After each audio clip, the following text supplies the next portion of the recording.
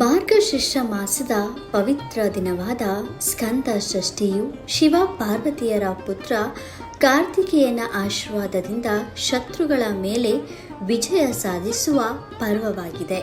ಹಿಂದೂ ಧರ್ಮದಲ್ಲಿ ಅತ್ಯಂತ ಪವಿತ್ರ ದಿನಾಂಕಗಳಲ್ಲಿ ಒಂದಾದ ಈ ಷಷ್ಠಿ ತಿಥಿಯನ್ನು ಕಾರ್ತಿಕೇಯನಿಗೆ ಸಮರ್ಪಿಸಲಾಗಿದೆ.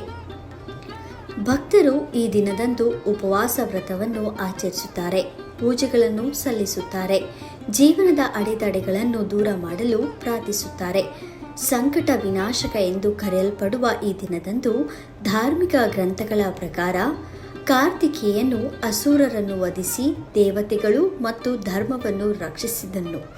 ಜೀವನದಲ್ಲಿ ಯಶಸ್ಸು, ವಿಜಯ ಮತ್ತು ಸಮೃದ್ಧಿಯನ್ನು ಬಯಸುವವರಿಗೆ ಈ ದಿನವು ವಿಶೇಷವಾಗಿ ಶುಭಕರವಾಗಿದೆ. ದಕ್ಷಿಣ ಭಾರತದಲ್ಲಿ ಈ ಹಬ್ಬವನ್ನು ಬಹಳ ವಿಜೃಂಭಣೆಯಿಂದ ಆಚರಿಸಲಾಗುತ್ತದೆ. ನವೆಂಬರ್ 26 ಅಂದರೆ ಬುಧವಾರ ಮಾರ್ಗಶಿರ್ಷ ಮಾಸದ ಷಷ್ಠಿ ತಿಥಿ ಇದೆ. ಸ್ಕಂದ ಷಷ್ಠಿ ಮಹತ್ವ ಹೀಗಿದೆ ನೋಡಿ. ಅಸುರ ತಾರಕಾಸುರನ ವಧೆ, ಧರ್ಮ ವಿಜಯ ಮತ್ತು ಸಂಕಟ ನಿವಾರಣೆ. ಈ ದಿನವು ಭಗವಾನ್ ಕಾರ್ತಿಕೇಯನ ಜನನ ಮತ್ತು ಅವರ ಶೌರ್ಯ ಪ್ರದರ್ಶನ ಎರಡಕ್ಕೂ ಸಂಬಂಧಿಸಿದೆ. ಪುರಾಣಗಳ ಪ್ರಕಾರ ಈ ಶುಭ ತಿಥಿಯಂದೇ ಕಾರ್ತಿಕೇಯನು ಅತ್ಯಂತ ಪ್ರಬಲನಾದ ದೈತ್ಯ ತಾರಕಾಸುರನನ್ನು ವಧಿಸಿ ಭೂಮಿಯ ಮೇಲೆ ಧರ್ಮವನ್ನು ರಕ್ಷಿಸಿದನು. ಅದಕ್ಕಾಗಿಯೇ ಸ್ಕಂದ ಷಷ್ಠಿಯನ್ನು ಧರ್ಮ ವಿಜಯದ ಪರ್ವ ಎಂದು ಕರೆಯಲಾಗುತ್ತದೆ. ಈ ದಿನದ ಪೂಜೆಯು ಅನ್ಯಾಯ, ಅಂಧಕಾರ ಮತ್ತು ಕೆಟ್ಟ ಶಕ್ತಿಗಳ ಮೇಲೆ ದೈವಿಕ ಶಕ್ತಿ ಸಾಧಿಸಿದ ವಿಜಯವನ್ನು ಸೂಚಿಸುತ್ತದೆ.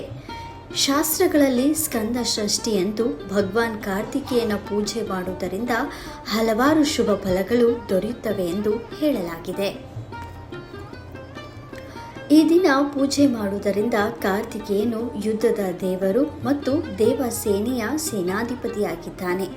ಈ ದಿನ ಅವನನ್ನು ಪೂಜಿಸುವುದರಿಂದ ಜೀವನದಲ್ಲಿ ಎದುರಾಗುವ ಶತ್ರುಗಳಿಂದ ರಕ್ಷಣೆ ದೊರೆಯುತ್ತದೆ.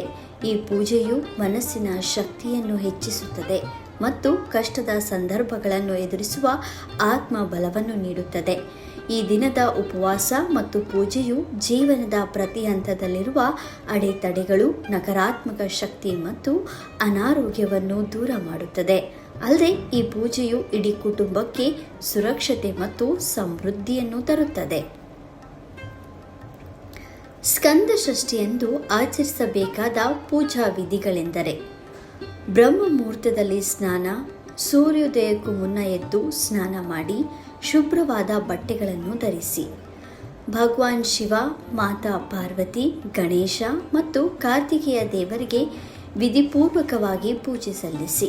ಇದು ಪೂರ್ಣ ಕುಟುಂಬದ ಆಶೀರ್ವಾದ ತರುತ್ತದೆ. ಕಾರ್ತಿಕೇಯನಿಗೆ ಪ್ರಿಯವಾದ ಕೆಂಪು ಅಥವಾ ಹಳದಿ ಬಣ್ಣದ ಹೂಗಳು, ಹಣ್ಣುಗಳು, ಧೂಪ ಮತ್ತು ದೀಪಗಳನ್ನು ಅರ್ಪಿಸಿ. ಈ ದಿನ ಹಣ್ಣುಗಳನ್ನು ಮಾತ್ರ ಸೇವಿಸುವುದು ಅಥವಾ ನಿರ್ಜಲ ವ್ರತವನ್ನು ನೀರು ಸಹ ಕುಡಿಯದಿರುವುದು ಆಚರಿಸಲಾಗುತ್ತದೆ. ದಿನವಿಡೀ ಓಂ ಸ್ಕಂದ ಕುಮಾರಾಯ ನಮಃ ಅಥವಾ ಓಂ ಶರವಣ ಭವ ಎಂಬ ಮಂತ್ರವನ್ನು ಧ್ಯಾನದೊಂದಿಗೆ ಜಪಿಸಿ. ಮನೆಯ ದೇವಾಲಯದಲ್ಲಿ ಶುಭ ದೀಪವನ್ನು ಬೆಳಗಿಸಿ.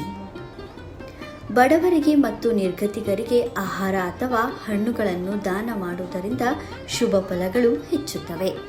ಒಟ್ಟಾರೆಯಾಗಿ ದಕ್ಷಿಣ ಭಾರತದಲ್ಲಿ ಈ ಆಚರಣೆಯನ್ನು 6 ದಿನಗಳವರೆಗೆ ಆಚರಿಸುವುದು ಸಂಪ್ರದಾಯವಿದೆ.